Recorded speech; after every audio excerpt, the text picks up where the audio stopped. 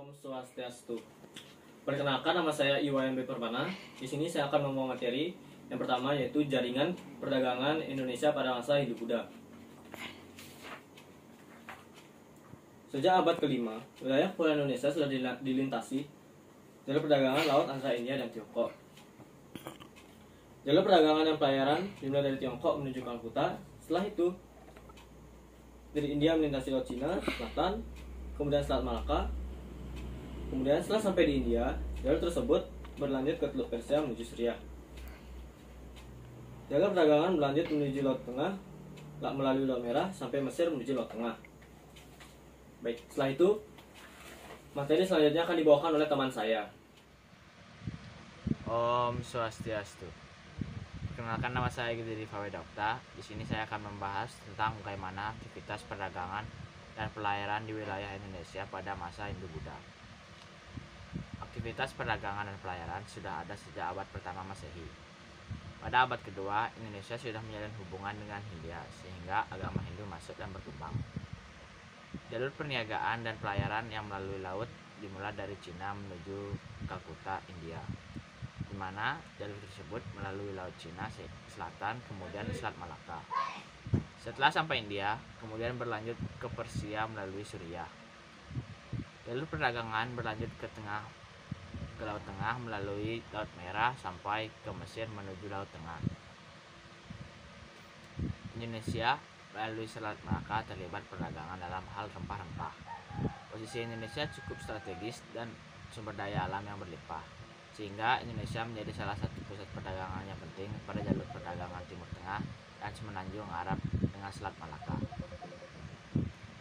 Sekian dari saya. Om Santi. Swastiastu. Perkenalkan, nama saya Putubika Pradipta Wulandari, nomor absen 26 dari kelas 10 IPA 6. Saya di sini akan melanjutkan presentasi dari teman saya. Pelayaran di Kepulauan Indonesia pada masa Hindu-Buddha. Hubungan pelayaran dan perdagangan antar pulau yang sangat ramai pada abad 15-16. Sebenarnya telah dirintis sejak zaman prasejarah dan diteruskan oleh zaman kerajaan-kerajaan yang bercorak Hindu-Buddha. Walaupun tidak diketahui dengan pasti bagaimana pelayaran zaman prasejarah kedatangan bangsa Austronesia ke kepulauan 4000 tahun yang lalu. Kepulauan Nusantara sudah terpisah dari daerah Asia. Diduga bahwa kedatangan bangsa tersebut menggunakan jalur laut. Dengan demikian, sejak zaman prasejarah bangsa Indonesia memiliki tradisi bahari, yaitu tradisi kehidupan masyarakat yang menggunakan laut sebagai salah satu sumber kehidupan bagi masyarakat bahari. Laut merupakan bagian dari kehidupan mereka. Laut digunakan oleh bangsa Indonesia sebagai salah satu sumber kehidupan, jalur pelayaran, jalur perdagangan. Pada masa Hindu-Buddha, pelayaran dan perdagangan Nusantara sudah mulai ramai dirintis oleh kerajaan Sriwijaya. Sriwijaya adalah kerajaan maritim. Pelayaran antar pulau merupakan kegiatan ekonomi terpenting. Pada zaman kerajaan ini, terdapat pelabuhan-pelabuhan penting seperti Palembang, Kampar, Indragiri, Sunda, Kelapa, dan lain-lain. Melalui pelabuhan-pelabuhan tersebut, terjadi hubungan pelayaran dan perdagangan. Pada zaman Majapahit, hubungan antar pulau lebih ramai lagi, terutama setelah Gajah Mada mengeluarkan konsepsi Nusantara melalui Sumpah Palapanya. Untuk mengaplikasikan penyatuan Nusantara tersebut, tentu diperlukan adanya ekspedisi dari pusat kerajaan Majapahit ke pusat pemerintahan lokal yang ingin disatukan. Sekian presentasi dari saya. Saya akhiri dengan para mesanti. Om Santi Santi Santi. Om Swastiastu. Perkenalkan, saya Nikira Devi Wulandari, absen 21. Jadi di sini saya akan melanjutkan materi mengenai kegiatan pelayaran di Kepulauan Indonesia pada masa Hindu-Buddha. Kegiatan pelayaran di Kepulauan Indonesia mengalami perkembangan pada masa Hindu-Buddha. Perkembangan pelayaran tersebut didukung oleh beberapa faktor sebagai berikut. Pertama, teknologi perkapalan. Sejak masa Praksara, masyarakat di Kepulauan Indonesia telah memiliki kemampuan membuat kapal. Kemampuan ini berkembang pada masa Hindu-Buddha. Salah satu bukti yang menunjukkan kemampuan masyarakat dalam membuat kapal adalah prasasti Babatin yang berangka tahun 818 Saka atau 896 Masehi. Kemajuan teknologi perkapalan pelayaran dikisahkan pula dalam prasasti Kedukan Bukit peninggalan Kerajaan Sriwijaya. Para ahli sejarah meyakini telah ada 3 jenis kapal, yaitu perahu lesung, perahu bercadik, dan perahu tidak bercadik. Dan ada juga kapal berukuran besar yang dikenal oleh para pedagang Tiongkok adalah jung. Dan yang kedua, sistem angin. Sistem angin menjadi salah satu faktor yang membentuk pola perdagangan di wilayah kepulauan Indonesia. Sistem angin memungkinkan pengembangan jalur pelayaran dari barat ke timur dan sebaliknya secara teratur dengan pola tetap. Jenis-jenis angin yang dimanfaatkan untuk kegiatan pelayaran pada masa Hindu-Buddha yaitu angin darat, angin laut, dan angin monsun. Dan yang ketiga, teknologi kompas. Pada awalnya, aktivitas pelayaran di wilayah kepulauan Indonesia hanya menggunakan teknologi dan pengetahuan sederhana. Penemuan kompas merupakan petunjuk arah mata angin sehingga sangat membantu dalam bidang navigasi. Baik, jadi materi selanjutnya akan dijelaskan oleh teman saya. Sekian materi yang saya sampaikan. Om Santi Santi Santi Om. Nama saya Ibnu Sumabawa, kelas IPA 6 absen 10.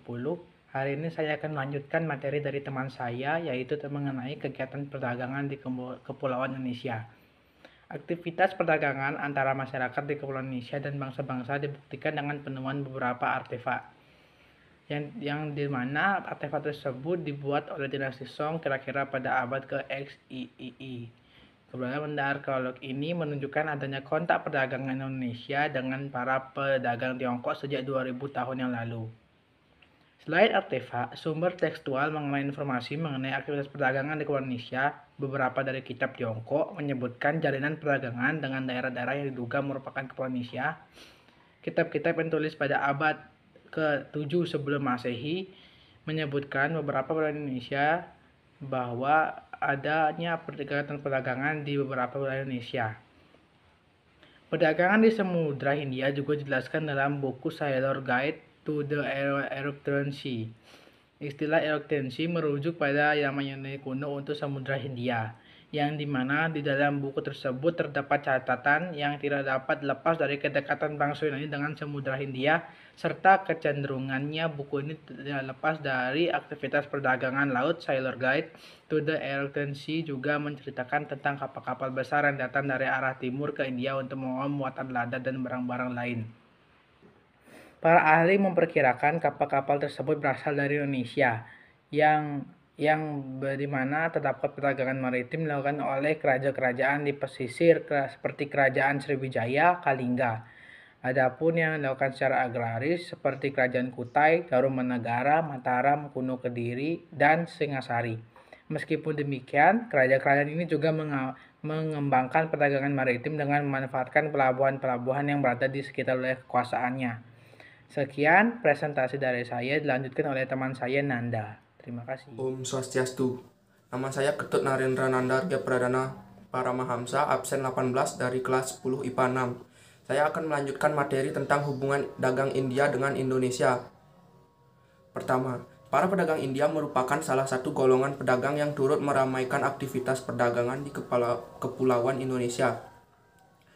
Prasasti Kaladi di Jawa Timur yang berangkat tahun 909 Masehi menyebutkan bahwa para pedagang asing yang datang di wilayah Indonesia yaitu orang-orang Kling, Arya, Singhala, Campa, dan Kismira. Berdasarkan informasi dalam prasasti itu, dapat dipastikan bahwa para pedagang yang datang ke Indonesia berasal dari etnik Asia Selatan dan Tenggara.